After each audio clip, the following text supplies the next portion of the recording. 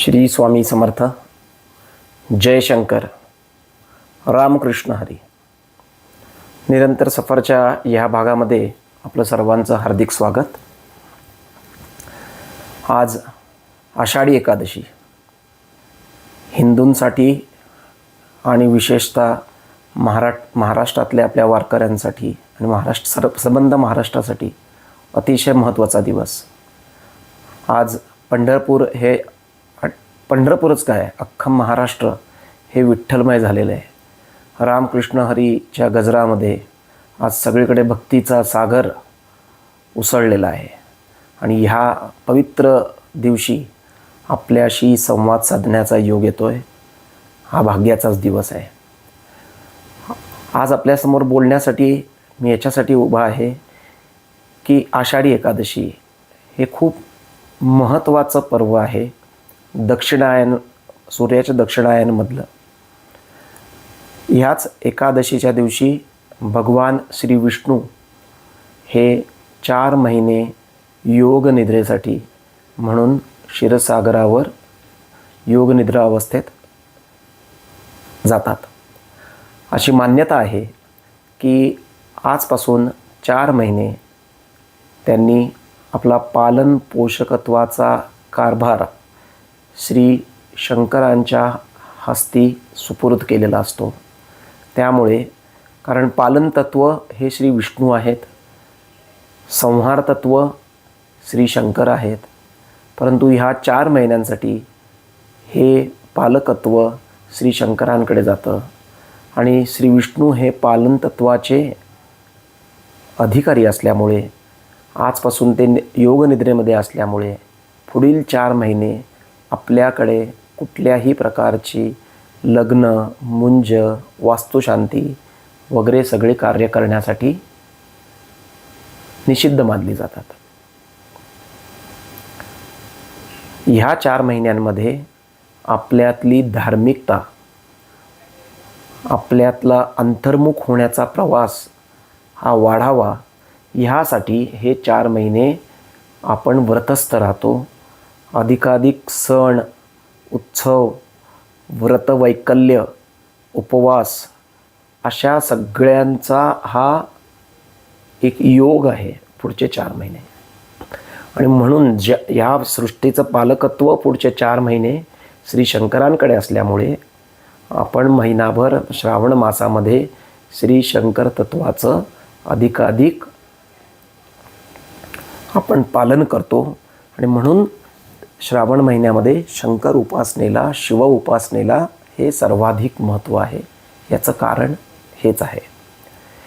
पण शिवतत्व म्हणजे संहार तत्व, विलय तत्व येते आणि म्हणून आपण आपल्याला आत्मतत्वामध्ये विलीन करण्यासाठी, अंतर्मुख होण्यासाठीचा हा महत्त्वाचा दिवस. श्री कृष्णांनी पांडुरंग रूपात, विठ्ठल रूपामध्ये पंढरपुरामध्ये आपला एक अवतार घेतला. ते पुंडलिकाच्या भेटीसाठी म्हणून पंढरपूरला अवतरले. त्याच्यातली ही कथा देखील अतिशय रहस्यमय आहे. म्हणजे पुंडलिक हा अतिशय चांगल्या कुटुंबात, धनधान्य समृद्धी असलेल्या कुटुंबातला हा सदस्य. त्यामुळे मूळतःच सगळी सुख सोयी पायाशी लोळण घेत होते. बायको होती, मुलं होती, आईवडील होते. परंतु मटेरियलिस्टिक वर्ल्डमध्ये, म्हणजे ज्याच्यामध्ये आपण म्हणतो की बाह्य सुखांमध्ये रमलेला हा पुंडलिक. त्यामुळे आईवडिलांची सेवा करावी वगैरे फार काही नसेल. असंच एक दिवस नवरा बायको काशीला जातात. काशीमध्ये शिवदर्शनासाठी गेलेले असताना तिथे त्यांनी बघितलं की घाटावर एक सदस्य आपल्या आईवडिलांची सेवा करतोय आणि सेवा करताना शंकराची जप करतोय. अतिशय वृद्ध थकलेले मातापिता त्यांची ही सेवा बघून एका क्षणामध्ये पुंडलिकाचं अंतर्बाह्य फरक त्याच्या वृत्तीमध्ये पडलेला आहे. आणि त्याला कळालं की आपण काय करायला चुकतो आहे. म्हणून पुंडलिक काशीवरून थेट पंढरपूरला आल्यानंतर त्याने आईवडिलांच्या सेवेचा वसा हाती घेतला. आणि हे करत असताना त्याचं आराध्य श्रीकृष्ण होते म्हणून तो त्यांचा जप करत असे. परंतु त्याने मूर्तीसेवा वगैरे कमी केली. आईवडिलांची सेवा करायची, व्रतस्थ राहायचं, त्यांच्यातच आपल्या आराध्याला बघायचं, ही सेवा त्याने निरंतर सुरू केली. ह्या सेवेने श्री विष्णू अतिशय प्रसन्न झाले आणि म्हणून त्याच्या दर्शनासाठी द्वारकेवरून श्रीकृष्ण पंढरपूरला आलेले आहेत. पंढरपूरला आले, त्यांनी पुंडलिकाला हाक मारली, पुंडलिका मी आलोय. पुंडलिकानेही ओळखलं की माझं आराध्य माझ्याकडे आलेलं आहे. परंतु आत्ता मी जर पुढे गेलो तर 2 मिनटं त्यांची माझी भेट होईल आणि ते परत इकडनं गायब होतील.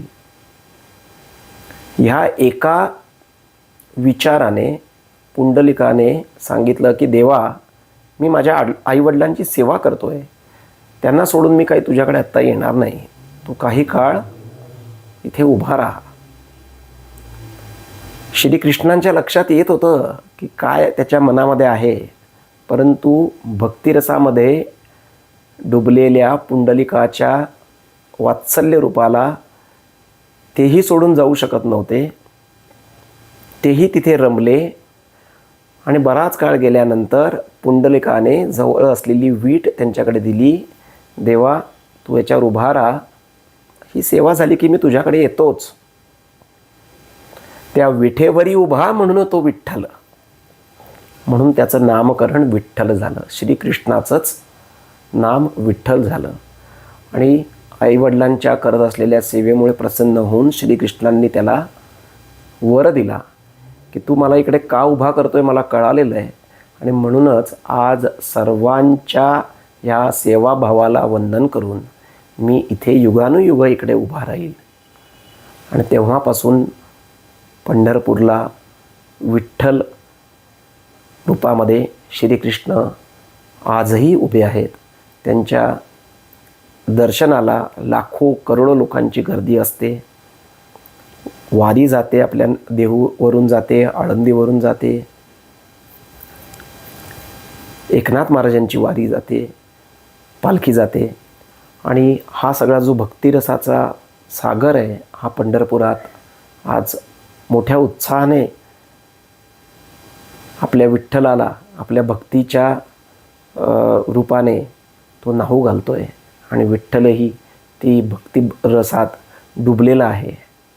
आज म्हणूनच मित्रांनो सांगण्यासाठी मी आलेलो आहे की ह्या विठ्ठल भक्तीमध्ये आपणही डुबून जावं. हा फक्त एकादशीचाच उपक्रम न राहता 12 महिने आपण विठ्ठल नामामध्ये आपण गुंग राहावं.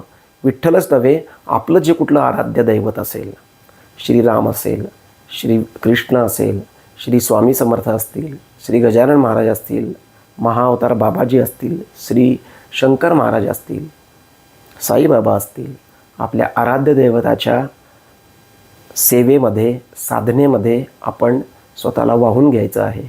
आज हे सांगताना तुकाराम महाराजांचं नाव घेतल्याशिवाय हा भाग संपू शकत नाही. तर आज तुकाराम महाराज यांना देहधारी गुरु नव्हते, परंतु त्यांना स्वप्न दीक्षा झाली आणि रामकृष्ण हरी हा जप देण्यात आला. आणि ह्या जपावर तुकाराम महाराज हे तुकाराम झाले आणि वैकुंठाला गेले. रामकृष्ण हरी सर्व वेळ त्यांच्या मुखात हेच नाव असे. संसारातलं कुठलंही काम करत असताना, रस्त्यावरून जात असताना, कुठंही असताना सदा सर्वमुखी त्यांच्याकडे रामकृष्ण हरी हा जप अव्याहतपणे चालत असे. यालाच आपण जपाजप म्हणतो. हा त्यांच्याकडे होता. आणि रामकृष्ण हरी ह्या जपाची किती स्पंदनं त्यांनी तयार केली, किती करोडो जप झाला हे फक्त त्यांना आणि श्रीकृष्णाला माहिती. परंतु त्याचं पर्यावसन असं झालं की अंतिम क्षणी तुकाराम महाराजांना वैकुंठ गमनासाठी विमान आलं ही मान्यता आहे. परंतु आध्यात्मिकदृष्ट्या जर आपण विचार केला तर देहरूपामधून आत्मज्योत ही एका अंगुठ्याच्या सारख्या रूपामध्ये असते आणि ती जेव्हा अनंत तत्वात विलीन होते तेव्हा ती अनंत रूप धारण करते. ह्या अनंत रूपाला तुकाराम महाराज पोचले. शरीर हे पंचतत्वामध्येच विलीन होतं, परंतु जेव्हा आत्मज्योत स्वरूपातून अनंत रूपात विलीन होते तेव्हा तो आत्मा देखील अनंत रूप धारण करतो. मग अशा पद्धतीने तुकाराम महाराज हे सर्वव्यापी आहेत. हा नामाचा महिमा आहे. मागच्या भागामध्ये आपण बोललो होतो नामधारणा.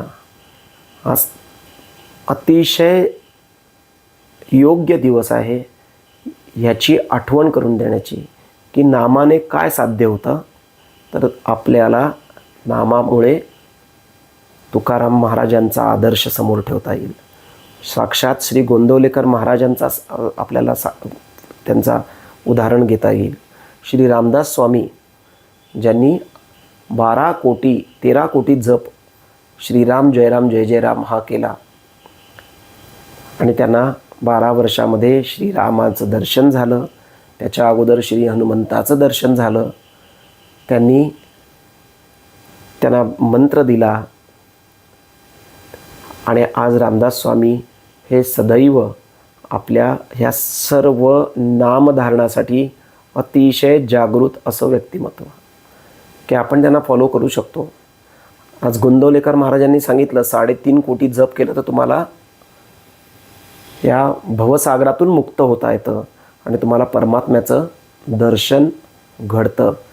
ही साक्ष जेव्हा गोंदवलेकर महाराज देतात, मित्रांनो ह्याच्यापेक्षा अधिकारी व्यक्ती कोण असू शकतं की ज्यांच्या हातापायातून बोटातून सर्व शरीरातून कुठेही तुम्ही कान लावला तरी गोंदवलेकर महाराजांच्या पूर्ण अंगातून कुठूनही हा आपण कान लावला तरी श्रीराम जयराम जय जय राम हा जप नित्य निरंतर भक्तांना ऐकू येत असे.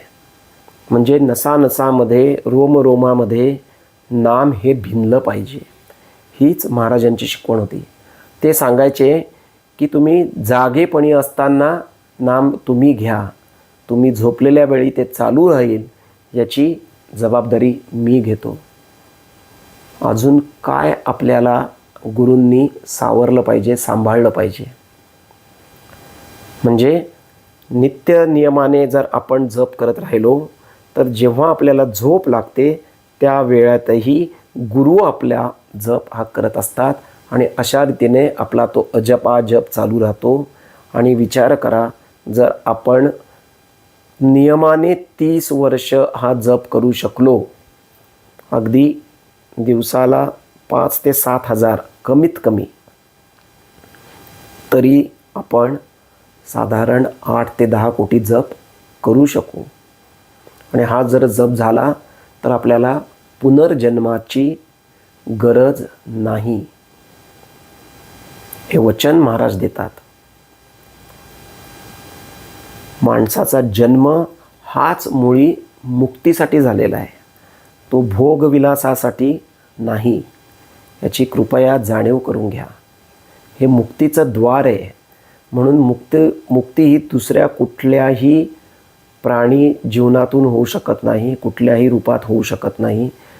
त्यासाठी तुम्हाला मनुष्य जन्मातच यावं लागतं. म्हणून बघा, अनेक संत महात्मे यांना देखील मनुष्य रूपात जन्म घ्यावा लागतो, इकडे साधना करावी लागते. त्यांना दिलेलं कार्य म्हणजेच विश्वकल्याणाचं, लोकांमध्ये जागृती करण्याचं, अनेक शिष्य तयार करण्याचं हे विधाता देत असतो. आणि ते कार्य करण्यासाठी त्यांना मनुष्य रूपामध्ये जन्म घ्यावा लागतो. आणि ते कार्य पूर्ण झालं की ते हा देह सोडतात. म्हणून ज्ञानेश्वर महाराजांनी बघा 22व्या वर्षी संजीवन समाधी घेतली. श्री स्वामी विवेकानंद वयाच्या 36व्या वर्षी समाधी घेतली. एवढ्या कमी वयामध्ये ह्या लोकांनी घेतलेल्या समाध्या हे कशाचं द्योतक आहे, तर त्यांना दिलेलं कार्य हेच तेवढं त्यांचं जीवन होतं. म्हणजे विचार करा, मी जेव्हा म्हणतो की आपलं मनुष्य रूपातून आपल्याला मुक्ती मिळवायची आहे, तर ही मुक्ती मिळवण्यासाठी तुमचं सुख, तुमचं चांगलं पुण्य आणि पाप हे दोन्ही समसमान झालं पाहिजे, शून्य झालं पाहिजे. तुमचे मागच्या जन्माचे प्रारब्ध दशा संपली पाहिजे. तेव्हाच ईश्वराने दिलेलं तुम्हाला कार्य करण्यासाठी जेवढा वेळ आवश्यक आहे तेवढाच वेळ तुम्ही या देहातून कार्य करू शकता. त्याच्यानंतर तुमच्या इच्छेनुसार तुम्ही हा देह त्याग करू शकता. खूप अवघड प्रवास आहे, परंतु ह्या प्रवासाची सुरुवात कधीतरी तर आपल्याकडे झालीच पाहिजे. अनंताचा हा प्रवास आहे. किती जन्म लागतील आपल्याला माहीत नाही, पण आपण ते कार्यरत राहायला पाहिजे. आपण रोजची ही परीक्षा दिली पाहिजे, साधना करायला पाहिजे, जप करायला पाहिजे. सगळ्यात सोपी साधना ही जप आहे, नामधारणा आहे. अदरवाईज बघा, तुम्ही साधना करायला लोक बसतात. माझे गुरु अतिशय मोठे साधक होते. ते साधनेला बसायचे, मेडिटेशन करायचे तर तासनतास बसायचे. कधी 8 तास, कधी 10 तास, कधी 12 तास. रमण महर्षींच्या समाधीकडे ते गेलेले असताना त्या समाधीला त्यांनी स्पर्श केला आणि त्याच्यानंतर जवळपास 48 तास ते समाधी अवस्थेमध्ये होते. परंतु ही अतिशय उच्च कोटीची साधना आहे, अतिशय अवघड आहे. ह्यासाठी आपल्याला गुरुची आवश्यकता आहे, गुरुच्या मार्गदर्शनाची आवश्यकता आहे, परमेश्वराच्या आशीर्वादाची गरज आहे. त्याच्या विना आपण हा प्रयत्न शक्यतो करू नये. परंतु ह्याच व्यतिरिक्त नामसाधना ही सर्वात सोपी आणि कुठल्याही गुरुच्या मार्गदर्शनाशिवाय करता येण्यासारखी आहे. जर आपल्याला गुरु लाभले आणि गुरुमुखे आपल्याला मंत्र मिळाला तर आपण अतिशय भाग्यवान आहात. त्याच मंत्राचा निरंतर जप करा. वेगळ्या साधनेची गरज नाही. भक्तिमार्ग हा सर्वश्रेष्ठ मार्ग आहे आणि ह्याच्यातूनच गुरु आपल्याला पुढे घेऊन जात असतात. जन्मोजन्मी जेवढे जन्मापर्यंत आपल्याला मुक्ती मिळत नाही तोपर्यंत आपला गुरु देखील आपल्यासाठी वाट बघत राहतो. म्हणजेच आपण आपल्याबरोबर आपल्या गुरुलाही त्रासात ठेवतोय अशी भावना आपण मनात ठेवून लवकरात लवकर आपल्याला मुक्ती मिळावी यासाठी, आपल्यासाठी नाही तर आपल्या गुरूंसाठी म्हणून आपण प्रयत्न करावेत, प्रयत्नरत राहावं. नक्की गुरु आपल्याला घेऊन जातात. परमेश्वराच्या पेक्षा गुरूंचे आशीर्वाद हे फार मोठे आहेत, तारून नेणारे आहेत. तर प्रसंगी आपल्यावरची संकटं ते स्वतःवर घेतात, परंतु आपल्याला संरक्षण देत असतात. म्हणून गुरुतत्व हे फार मोठं आहे. म्हणून शिवतत्व म्हणजेच गुरुतत्व. कारण का भगवान शंकरापासूनच ह्या गुरुतत्वाची निर्मिती झालेली आहे. म्हणून हे 4 महिने आपल्याला निरंतर साधनेसाठी प्रेरित करणारे आहेत. ह्या 4 महिन्यामध्ये म्हणून आपण जपून आणि मोलाचंच कमीत कमी खावं, म्हणजे आपलं शरीर देखील स्थूल होत नाही आणि अधिकाधिक आपल्याला जप जाप करता येतात. निरंतर धार्मिक अवस्थेमध्ये राहता येतं. म्हणून हे 4 महिने आपल्याला मिळतात. आपल्या सनातन संस्कृती ही अतिशय शास्त्रशुद्ध आहे. याच्यात कुठल्याही प्रकारची आपल्यावर बंधनं ही उगाच लादलेली नाही आहेत. ती शास्त्रशुद्ध पद्धतीने केलेली आहेत. फक्त त्याचं विवेचन करण्यामध्ये आत्ताच्या पिढ्या ह्या कमी पडतात आणि म्हणून नवीन जी पिढी येते त्यांना वाटतं की ही अंधश्रद्धा आहे. परंतु ही अंधश्रद्धा नाही. प्रत्येक कृतीमागे शास्त्रशुद्ध कारण आहे. आपण विचार करा, आपण त्याच्यावर अभ्यास करा. पुढच्या येणाऱ्या अनेक भागांमध्ये ह्या गोष्टींचा उहापोह आपण करणारच आहोत आणि त्यावेळी आपल्याला कळेल की किती श्रेष्ठ धर्म हा हिंदू धर्म आहे. हा कुठलाही अंधश्रद्धा निर्मितीसाठीचा धर्म नाही, अतिशय शास्त्रशुद्ध धर्म आहे. म्हणूनच आज आपल्याला एवढीच विनंती करण्यासाठी मी आलो आहे की ह्या 4 महिन्यामध्ये आपला भक्तिरस हा असाच निरंतर वाढू दे. आज आषाढी एकादशीपासून सुरू झालेला हा चातुर्मास हा आपल्या ह्या साधनेमध्ये एक टप्पा गाठण्यासाठी मैलाचा दगड ठरो. ही माझी विनंती, माझी प्रार्थना विठुरायाच्या चरणी आहे. आणि आपल्या सगळ्यांना पुन्हा एकदा नम्र विनंती आहे, खरोखर महत्त्वाचा हा टप्पा आहे. हे 4 महिने आहेत, खरंच ते वाया घालवू नका. येणारा काळ अतिशय कठीण असणार आहे. ह्या गोष्टी आज बोलण्यासाठी ही वेळ नाही, परंतु एवढंच सांगू शकतो, येणारा काळ खरोखर अवघड आहे मानवासाठी. नित्य निरंतर चॅलेंजेस आपल्याला बघावे लागणार आहेत पुढच्या काही काळामध्ये. ह्यासाठी आपली मानसिक तयारी ही श्रेष्ठ झाली पाहिजे. त्यासाठी आपल्याला जप करून आपली आंतरिक सुरक्षा, आपल्या भोवती एक ऑरा आणि सुरक्षा कवच हे आपल्याला करायचं आहे. या ब्रह्मांडातली ऊर्जा ही आपल्या शरीरामध्ये देखील आली पाहिजे. ह्यासाठी आपल्याला व्रतस्थ व्हायचं आहे. याचा उपयोग पुढच्या 5 ते 6 वर्षामध्ये ज्या अतिशय कठीण प्रसंगातून आपण सगळे जाणार आहोत त्याचा आपल्याला नक्की उपयोग होईल.